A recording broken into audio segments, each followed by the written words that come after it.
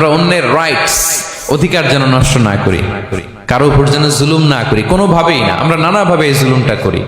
আমরা প্রায় দাদার সম্পত্তি থেকে ফুফুদেরকে বঞ্চিত করি, বাবার সম্পদ থেকে বোনদেরকে বঞ্চিত করি, হ্যাঁ, নিজের ভাই আরেক ভাইকে, আপন ভাই ভাইকে বঞ্চিত করে, জুলুম করে। এরকম দৃশ্যপট আমাদের সমাজে আছে না নাই বলেন তো?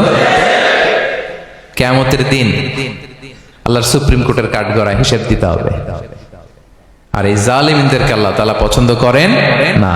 এবং সবচেয়ে ভয়ঙ্কর ব্যাপার হচ্ছে, আপনি যখন কারোর উপর জুলুম করেন, ওই মাজলুম আর আল্লাহর মাঝখানে কোনো ফারাক থাকে না।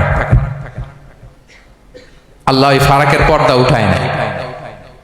বিষ্ণু নবী বলেন, ইত্তাকি দাওয়াতাল মাজলুম, তোমরা মজলুমের বদদোয়াকে ভয় করো, খবরদার। কারণ ফাইন্না লাইসা বাইনাহা ওয়া বাইনাল্লাহি হিজাব, তার আর আল্লাহর মাঝে কোনো পর্দা থাকে না। দোয়া করলেই ওটা আরশে যেয়ে কবুল হয়ে যায়।